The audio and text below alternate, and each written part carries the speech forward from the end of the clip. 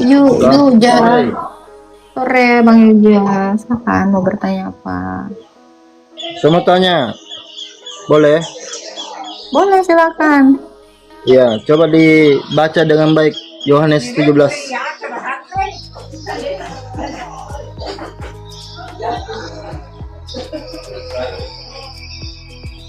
Apa Bang? Yohanes 17. Apa pertanyaannya? Apa pertanyaannya? Barusan tadi saya jelaskan. Telinga kamu ada nggak? Iya, Anda masuk akal penjelasannya. Dibaca dengan Oh, saya nggak selesai. menjelaskan Bang. Saya nggak menjelaskan. Saya membaca secara utuh dari ayat 1 bahwa Yesus Dibaca itu berkata kepada Bapa. Oke, dengar ya. Dengar ya. Selesai. Oke, dengar ya.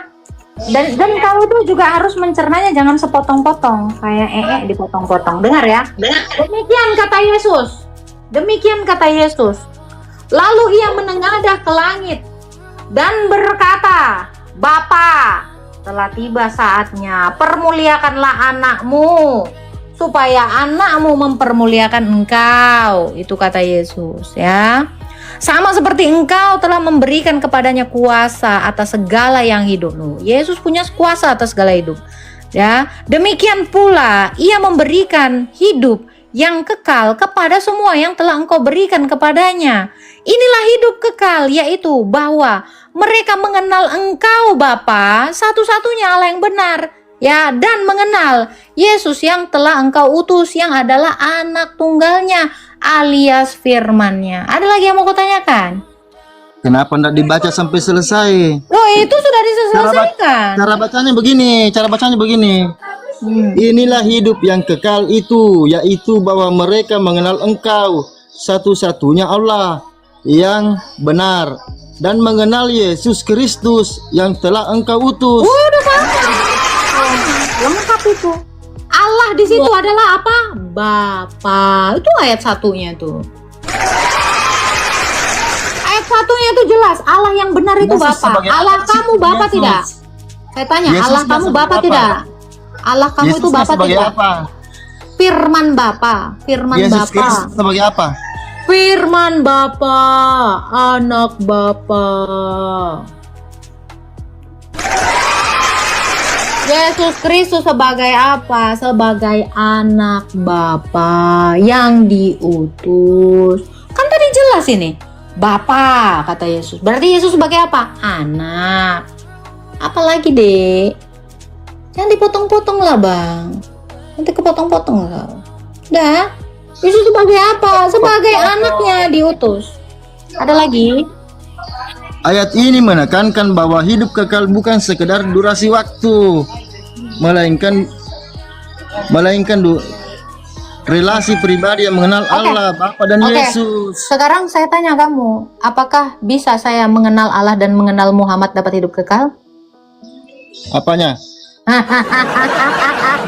Ada tidak di dalam Quran kamu mengenal Allah SWT dan mengenal Muhammad dapat hidup kekal? Ada tidak ayat yang seperti itu di dalam Quran kamu? Ada tidak? Bisa tidak saya mengenal Allah SWT dan mengenal Muhammad itu dapat hidup kekal? Dan syahadat. Iya, bisa nggak? Ada nggak ayatnya mengatakan dengan syahadat kita bisa hidup kekal? Kenapa tidak? hidup kekal? Di situ pemahamanmu itu yang hidup kekal. Loh, sekarang saya tanya kamu kalau dikasih pun istri 80 biji, kalau hidupmu berakhir umur 70 tahun, untuk apa, Dek? Karena yang penting itu adalah hidup kekal. Kalau kamu entah apapun berkelimangan hartamu, mukamu, entah apa aja yang kau inginkan di dunia ini, kalau hidupmu cuma 70 tahun, 50 tahun, nggak ada gunanya. Kenapa? Karena bumi ini pun bisa memberikan itu. Yang tidak bisa diberikan bumi ini, yang tidak bisa diberikan dunia ini, itu adalah hidup kekal. Itulah yang mau kami cari dari Tuhan. Hidup kekal itu, karena Allah itu kekal, kami juga mau kekal.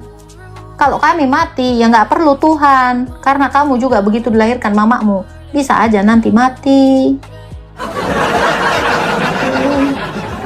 Apa tujuan kamu beragama? Ya mau hidup kekal lah. Kalau tujuanmu cuma mau cewek-cewek, nggak perlu beragama, kau bisa dapat banyak cewek. Kalau kau mau kaya, nggak perlu kau beragama, nggak perlu kau Tuhan untuk dapat uang. Yang nggak bisa ditawarkan uang itu adalah hidup kekal. Tuh ya. Yohanes Udah kau 17. mikir lah, udah dijawab. Diputar lagi nanti aku ngejawab yang sama. Tuh ya, nanti dibilang lagi aku bang, sorry bang, aku turunin bang. Nanti karena apa nanti? Muter-muter, kau naik ini muter-muter. Nanti muter lagi aku. Nanti si cowok komplek ini bilang, muter. Ya gimana nggak muter? Suruhlah kawanmu itu. Nanya yang lain, coba kau anak komplek. Kau dulu naik sama aku, biar nggak muter-muter. Sini kau naik kau. Apa sih? Makanya kalian itu jangan itu lagi. Tanyanya itu lagi. Jawabnya mumet. Ya mumet lah. Gak ada yang baru pertanyaan kau. Jadi kamu tuh harus punya pertanyaan yang lain. Biar saya itu menjawab yang lain gitu. Gak ada pertanyaan yang lain. Tetep kalian NKRI. Halo, Kak. Bersa. Ya, silakan Mau Bersa. nanya Kak, Boleh.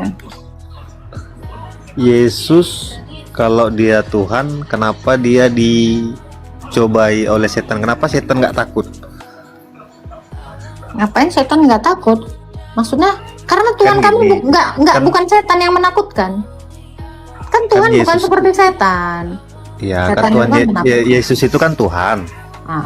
Terus Nah terus kenapa iblis atau setan mencobai dia? iya. Untuk membuktikan dia adalah Tuhan, maka iblis itu mencobainya. Apakah dia tetap bisa berkuasa menahan dosa dalam daging? Nah, untuk itulah setan mencobainya, karena tugas setan atau pekerjaan setan itu adalah mencobai. Jadi siapa aja dia cobai begitu. Terus bukankah setan itu tahu kalau dia itu Tuhan? Tahu dia kalau Yesus Tuhan. Tahu, makanya dicobai. Kamu juga tahu Indomie enak, makanya kau makan kan? Iya. Kau juga tahu menikah itu enak, makanya kau lakukan kan? Itu cobailah menikah biar tahu kau enak. Udah taunya kau enak. Itu bang, logika itu bang. Silakan. Apalagi pertanyaanmu bang? Baru satu lagi kan. Silakan. Kenapa dia kan orang benar? Siapa orang benar? Kan, Yesus itu kan katanya orang benar, tidak pernah melakukan kesalahan dan dosa. Iya, dia Tuhan yang benar, betul. Dia Ya, adalah kebenaran. Terus dia kenapa dihukum manusia kalau dia memang nggak ada salah? Namanya manusianya yang berdosa. Manusianya yang berdosa. Makanya dia menyalibkan Yesus Kristus, sama seperti saya. Saya kan nggak ngapa-ngapain, tapi dihina-hina, difitnah. Begitu. Kena lagi aku pelanggaran, woi. Karena manusia itu berdosa, bang. Manusia itu berdosa, tidak mengenal Tuhannya yang mana. Makanya manusia itu menyalibkan dia. Kalau seandainya orang Israel saat itu mengenal dia yang adalah Tuhan mereka, mungkin tidak akan disalibkan. Begitu. Karena manusia ini berdosa lah, makanya dia disalibkan. Walaupun dia tidak melakukan kesalahan gitu kak ya? Iya, betul. Namanya juga difitnah, bang. Kalau difitnah itu kan tidak yang sesuatu benar dilakukan, tetapi dituduhkan. Itulah yang namanya fitnah. Iya kak, paham. Rencana mau ini juga kak, mendalami sedikit kan? Boleh. Tanya lah. Baru mau nanya satu lagi kak. Boleh. Yesus itu katanya kan menebus. Menebus Dia apa nih? menyelamatkan yang percaya sama dia kan gitu. Yesus menebus apa? Menyelamatkan yang percaya sama dia kan gitu kan? Tadi menebus apa dulu nih? Menebus dosa manusia kan? Oh, itu tidak benar. Menebus manusia dari dosa itu yang benar. Oh iya, iyalah, menebus manusia dari dosa gitu kan? Menebus manusia dari dosa. Naik jadi bingung. Dicatat aja bang, lain kali ini. Iya iya Kak, itu aja nanya itu aja Kak. Makasih Kak. Ya, Iya ya, Kak. Tuhan berkati. Thank you Kak, game-game. Kalau mau tanya aja, biar nggak salah paham gitu loh. Halo, Bang, kangen. Iya, halo, selamat sore. Sore Bang, silakan Bang, mau bertanya apa? Ya, tanya. Roh Kudus itu Allah. Iya Bang. Eh, Terus Yesus itu siapa? Yesus itu firman yang satu di dalam Roh Kudus dan di dalam Bapa. Tertulis di mana itu? Kakak? Yohanes 16 ayat 20, Yohanes 15 ayat 26. Jikalau roh penghibur, roh kebenaran yang keluar dari Bapa akan kuutus, kata Yesus, dia bersaksi tentang aku. Jadi Roh Kudus itu ada di dalam Bapa. Itu satu ayatnya. Lalu di 1 Korintus 11 ayat 1 Korintus 2 ayat 11. Siapa gerangan yang tahu apa di dalam diri Allah selain Roh Allah itu sendiri. Jadi Roh Kudus itu ada di dalam Allah, sehingga Roh Kudus itu adalah Allah. Terus Yesus sama Allah apanya? Yesus itu firman Allah, Bukan Tuhan. gelarnya Tuhan. Kalau Allah itu adalah Tuhan atau Bapa itu adalah Tuhan, maka firmannya Bapa pasti Tuhan, rohnya Bapa pasti Tuhan. Jadi Tuhan itu adalah gelar, Allah itu hakikat, kodrat. Yesus itu gelar Tuhan. Bukan, Yesus itu nama, Tuhan itu gelarnya, kodratnya itu Allah. Makanya dikatakan Tuhan Yesus Kristus adalah Allah. Terus dia turun ke bumi itu Dalam rupa manusia. Dalam rupa manusia. dengan tertulis di mana dia turun ke bumi sebagai Tuhan rupa manusia? Oh, ini nih Bang, bentar ya. Ini ayatnya. Lapar. Ya. Oke. Ayat dalam Alkitab yang mengatakan dia yang menolak Allah itu datang dalam rupa manusia adalah antikris. Oke. Ayatnya di 2 Yohanes 1 ayat 7 Bang. Yang mengatakan bahwa siapapun tidak mengakui Yesus itu datang dalam rupa manusia, dia adalah penyesat dan antikris. Jadi Yesus itu datang dalam rupa manusia. 2 Yohanes 1 ayat 7. Itu Bang.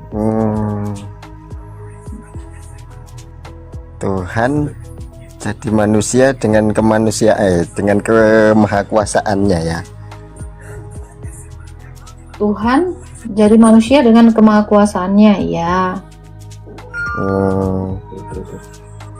Iya ya. Ada lagi yang mau ditanyakan Bang? Tapi berarti kehidupan Tuhan itu seperti manusia di waktu di dunia, di bumi ya. Kehidupan Tuhan seperti manusia. Maksudnya kehidupan yang kayak gimana tuh? Ya kan Yesus kan firman Tuhan yang jadi manusia. Nah, terus turun ke bumi sebagai Tuhan. Bukan sebagai Tuhan, sebagai manusia, dalam rupa manusia.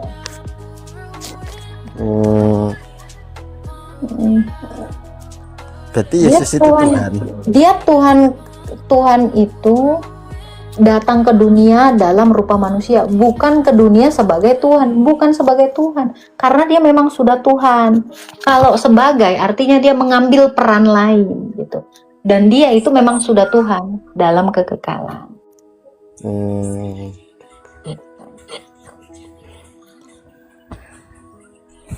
Berapa tahun Yesus hidup di dunia?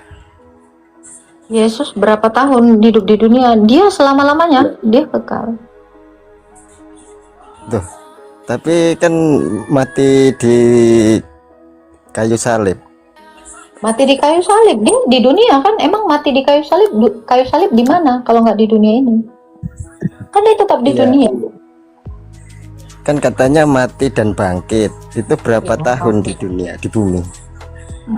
Mati dan bangkit berapa tahun di dunia. Dia selama dia mengambil kodrat manusia, dia ada di bumi dan ada di sorga.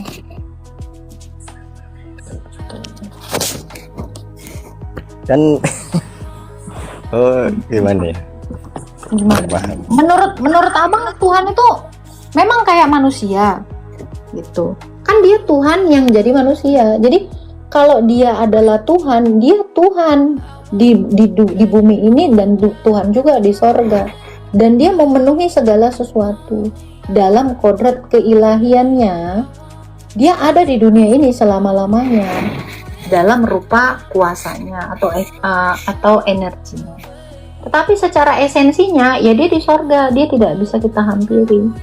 Tapi dia itu kan maha hadir. Jadi kalau kamu tanya Yesus itu berapa tahun di dunia ini, ya dia maha hadir. Yesus sendiri mengatakan ini ya, Yesus ada dalam Alkitab dikatakan seperti ini. 2-3 orang berkumpul dalam namaku, aku hadir di tengah-tengah mereka. Jadi dia selamanya ini memang ada di dunia ini. Ada di dalam diri setiap orang yang percaya kepadanya. Kalau Tuhan menurut kakak Agatha ini nggak turun ke dunia, bisa nggak kira-kira dengan kekuasaan? Tuhan nggak turun ke dunia. Iya. Kenapa dia nggak turun ke dunia? Kan dia sudah ada di dunia ini. Dan dunia dijadikan oleh dia. Kalau dunia dijadikan oleh dia nggak turun, itu gimana konsepnya? Tapi aku pernah mendengar, tapi nggak pernah membaca. Pernah mendengar katanya Tuhan itu tak terlihat. Barusan tadi jelasin, dalam esensinya dia tidak terhampiri, tetapi dalam energinya atau kuasanya dia memenuhi segala sesuatu, memenuhi alam semesta ini, ada di dunia ini. Itu tadi jawaban saya. Sama seperti kamu tidak pernah kamu tahu inti dari matahari, tetapi sinar dari matahari itu kan ada, kamu lihat kan? Itulah yang membuat kamu bisa melihat sesuatu. Itu. Jadi bedakan antara esensi dengan energi.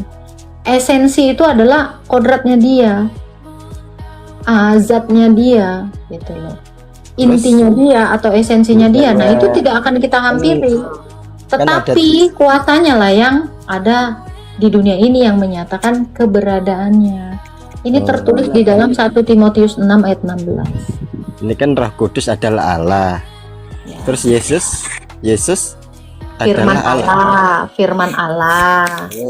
Roh Kudus adalah Allah, Yesus firman Allah. Bapa adalah Allah, berarti ada satu Allah. Bapaknya Allah. Bapa adalah Allah. Roh Kudus ini kan rohnya Allah.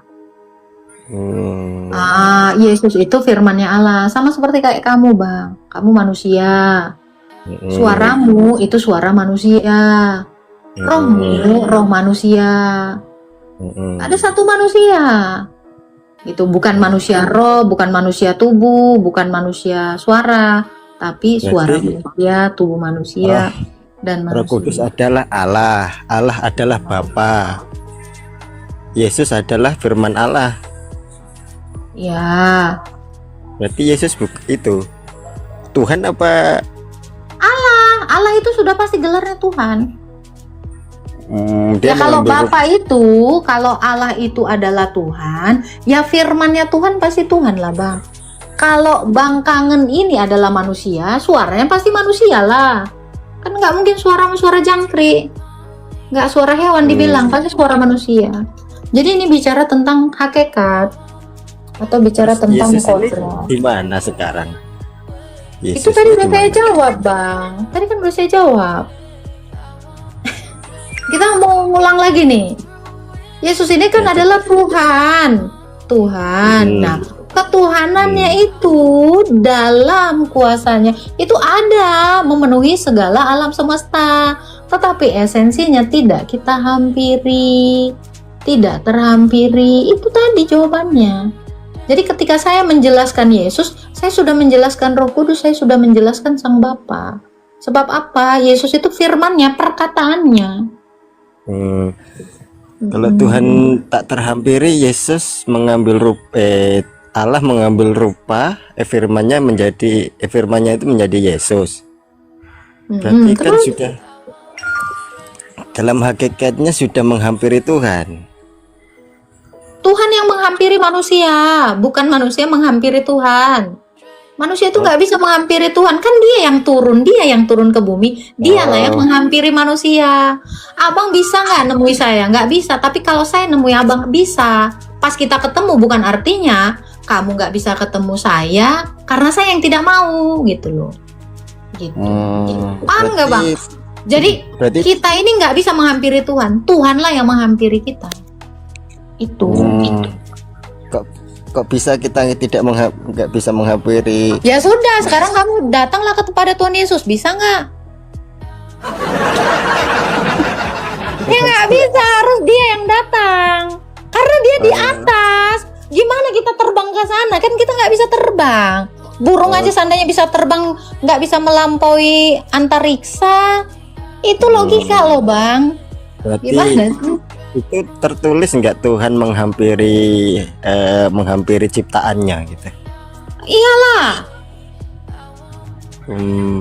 Mau saya tunjukkan Yohanes 1 ayat 9 nih ayatnya ya. Nggak mungkin saya menjelaskan, ini nggak ada ayatnya. Nih dengar ya. Pada mulanya telah adalah firman. Firman itu bersama-sama dengan Allah, dan firman itu adalah Allah. Nih, ini Roh Kudus Allah, ini firman juga Allah. Ia pada mulanya bersama-sama dengan Allah. Segala sesuatu dijadikan oleh Dia, dan tanpa Dia tidak ada yang jadi segala yang telah dijadikan. Di dalam Dia ada hidup, dan hidup adalah terang manusia. Terang itu bercahaya dalam kegelapan, dan kegelapan tidak menguasainya. Datanglah seorang yang diutus Allah, namanya Yohanes. Dia datang sebagai saksi untuk memberi kesaksian tentang terang itu, supaya oleh Dia orang menjadi percaya. Ia bukan terang itu, tetapi ia harus memberi kesaksian tentang terang itu. Terang yang sesungguhnya yang menerangi segala sesuatu sedang datang ke dalam dunia. Ia telah ada di dalam dunia, dan dunia dijadikan oleh Dia, tetapi dunia tidak mengenalnya. Ini yang saya jelaskan tadi. Jadi dia sudah ada di dalam dunia ini ketika Dia menciptakan dunia, tapi milik kepunyaannya tidak mengenal Dia. Ini ayatnya. Nah, Yohanes 1 ayat 1 sampai 10. Ada lagi yang firman Tuhan jadi Yesus. Oke, ini saya lanjutkan ya. Ia datang kepada milik kepunyaannya, tetapi orang kepunyaannya tidak menerima Dia. Nah, Yesus datang ke dunia, tapi ada orang yang tidak menerima Dia. Salah satunya bangkangan, ya kan? Tetapi orang yang menerima Dia diberinya kuasa menjadi anak-anak Allah. Orang yang diperanakan bukan dari darah dan daging, bukan pula secara jasmani atau dari seorang laki-laki, melainkan dari Allah. Firman itu telah menjadi manusia dan diam di antara kita, dan kita telah melihat kemuliaannya, yaitu kemuliaan yang diberikan kepadanya sebagai anak tunggal Allah, penuh kasih karunia. Yohanes memberikan kesaksian tentang Dia. Inilah Dia yang kumaksudkan aku berkata, kemudian daripada aku datang Dia yang mendahului aku sebelum aku. Nabi Yohanes sendiri mengatakan, Dia itu sudah ada sebelum aku. Itu padahal Yohanes itu lebih tua dari kemanusiaan Yesus, tapi dia mengatakan itu sebab apa? Dia menceritakan tentang keilahian Yesus. Ada lagi yang mau ditanyakan?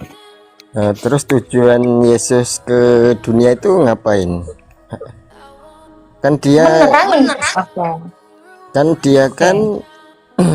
dia kan dilahirkan melalui Bunda Maria.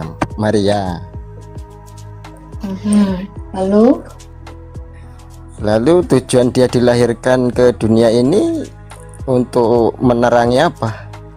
Untuk menerangi manusia semuanya bahwa Dia adalah Tuhan. Ketika kalian mempercayai Yesus itu adalah Tuhan yang telah diutus Sang Bapa, kamu beroleh hidup kekal, kamu dibangkitkan. Begitu. Untuk apa? Untuk membuktikan kepada kamu, supaya kamu ngelihat, aku ini Tuhan. Karena sudah terlalu banyak Tuhan-Tuhan palsu di dunia ini. Allah-Allah palsu, Allah-Allah berhala yang mengaku-ngaku Tuhan, bukan menyelamatkan, melainkan menjerumuskannya ke dalam neraka. Ada nggak tertulis Yesus mengatakan aku inilah Tuhan gitu? Banyak. Di mana itu Kak? Inilah aku Yesus Tuhan gitu, ada nggak? Oke, ada. Yohanes 13 ayat 13, nih saya bacakan ya. Kamu menyebut aku guru dan Tuhan, maka jawabmu tepat, sebab akulah guru dan Tuhan. Itu Yohanes 13 ayat 13 ya. Jadi jikalau nih katanya, kamu menyebut aku guru dan Tuhan, dan katamu tepat, sebab memang akulah guru dan Tuhan. Jadi jikalau aku membasuh kakimu, aku yang adalah Tuhan, kata Yesus, dan gurumu, maka aku pun wajib saling membasuh kakimu, sebab aku telah memberikan suatu teladan kepada kamu, supaya kamu juga berbuat yang sama, seperti apa yang telah kuperbuat. Jelas sekali Yesus mengatakan, akulah Tuhan. Terus tujuan ke bumi ini untuk menerangi, untuk menebus dosa apa?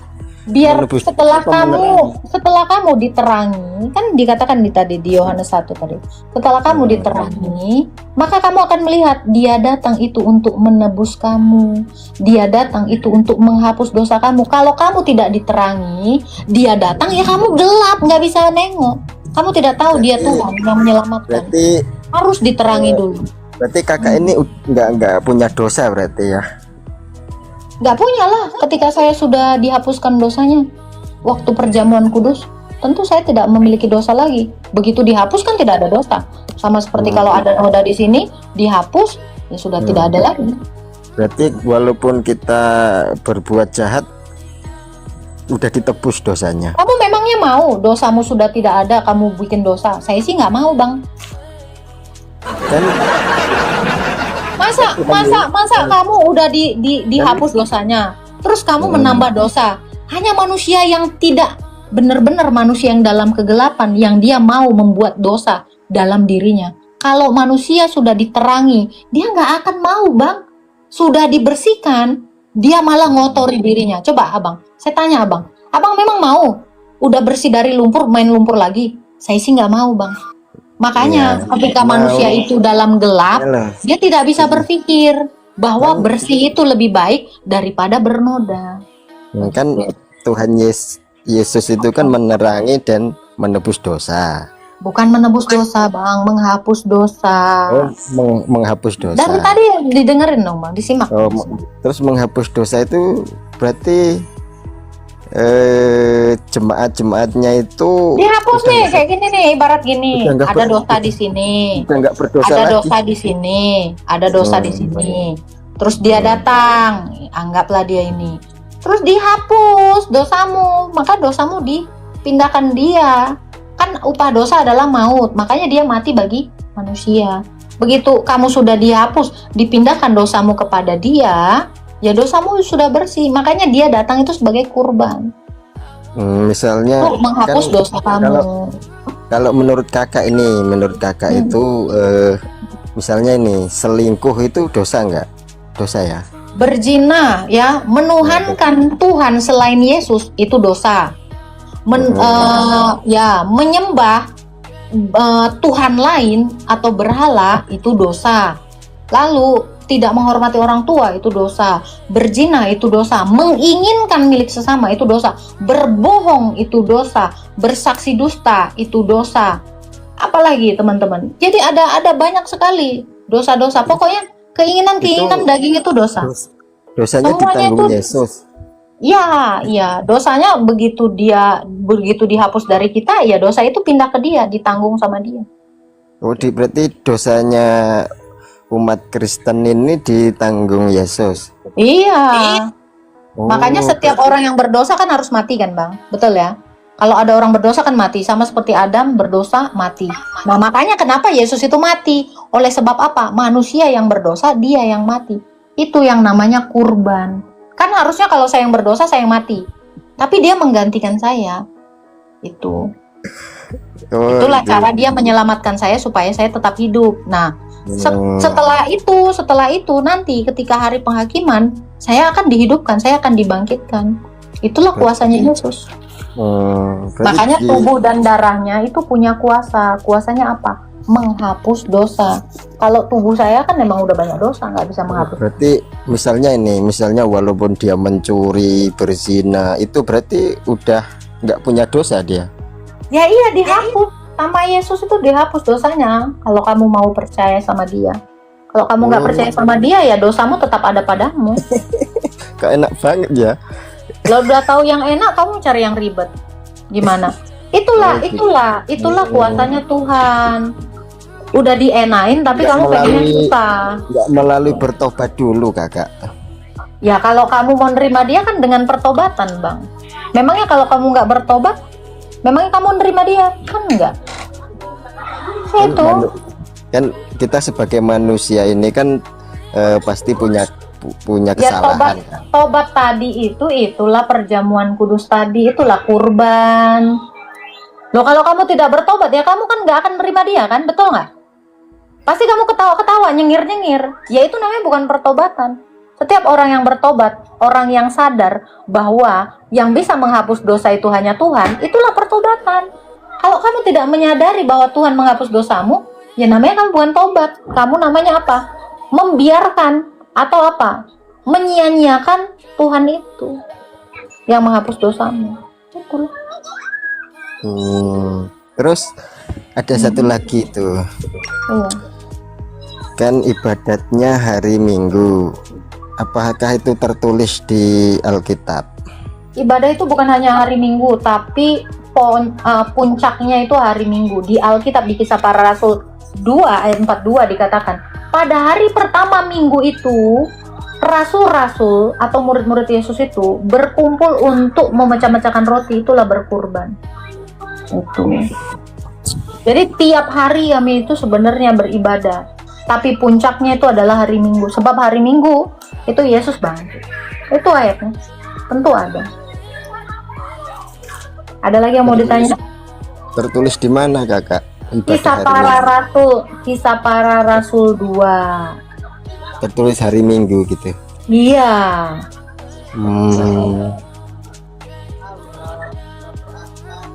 Ada lagi yang mau kamu tanyakan?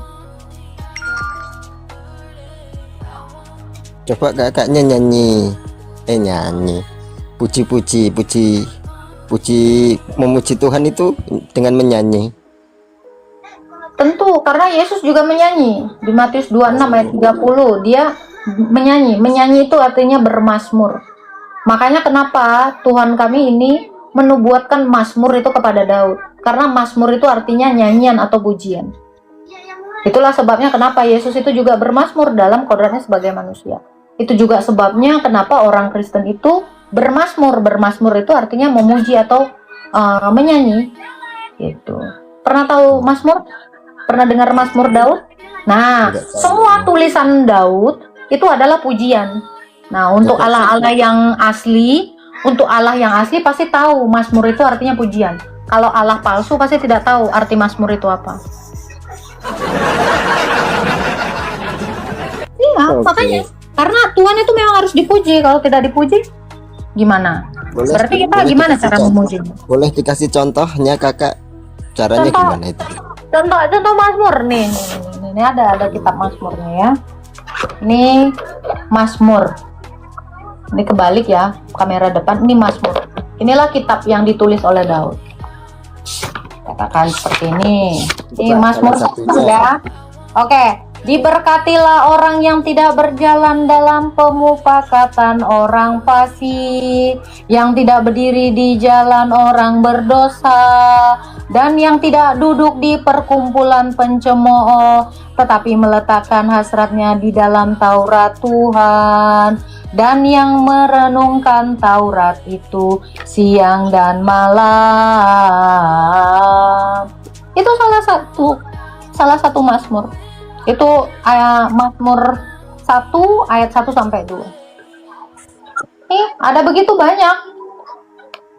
Yang paling terkenal itu Mazmur 135 ya. Exomologis tetu kirio otianaton haleluya otis tonteo nato eleo sabtu haleluya.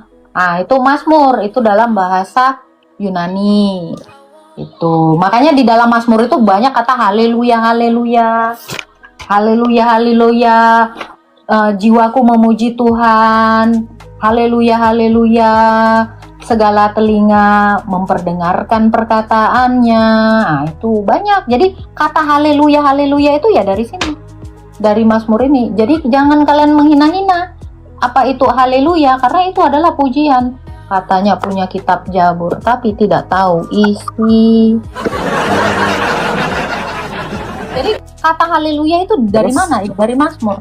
Begitu. Terus kakak kalau berdoa itu menyebut siapa berdoanya? Oke, kalau berdoa seperti yang diajarkan Tuhan Yesus itu ada di Matius ya. Dikatakan di situ, Bapa kami yang ada di dalam sorga, dikuduskanlah kiranya namamu, datanglah kerajaanmu, jadilah kehendakmu di bumi seperti di surga. Berikanlah kami pada hari ini makanan kami yang secukupnya, dan ampunilah kami akan kesalahan kami, seperti kami juga mengampuni orang yang bersalah kepada kami.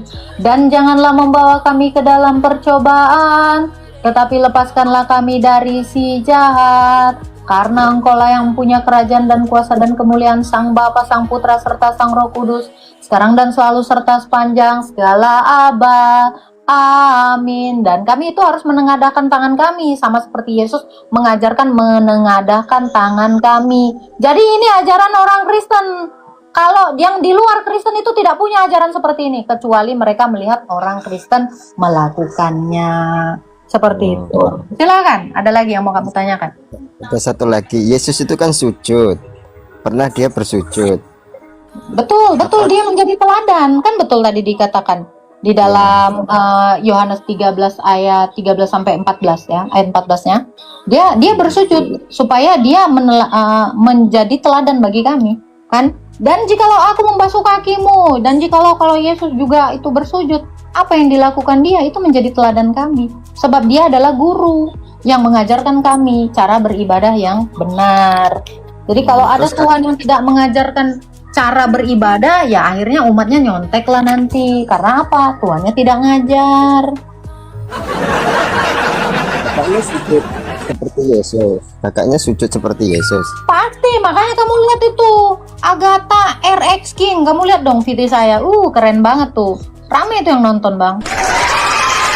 155.000 penonton itu. Kamu lihat akun saya ya. Tapi kebanet dia. Selalu kami bersujud. Cuman kami kan sujudnya, Bang, kami tuh sujudnya itu di rumah, kalau nggak di gereja. Kami nggak pernah sujud di jalan. Makanya banyak orang yang ngira kami nggak pernah sujud. Karena kami nggak pernah sujud di rel kereta api. Kami nggak pernah sujud di ladang orang. Kami tidak sujud di pantai. Makanya orang nggak tahu. Nah itu dia. Silakan, Bang. Terus Yesus itu sujud di mana? Yesusnya sujud di mana? Di Bait Allah dong. Di Bait Allah, waktu dia di Taman Getsemani, dia berdoa di sana sendirian, di tempat yang sepi, nggak dilihat-lihat orang. Kenapa? Karena ibadah kami itu tidak boleh ria. Ibadah kami itu tidak boleh seperti ibadah orang Farisi yang pamer kesalehan. Makanya di dalam Alkitab dikatakan, binasalah orang yang saleh. Kenapa orang saleh binasa? Karena dia memamerkan kesalehannya. Itu nggak boleh seperti itu.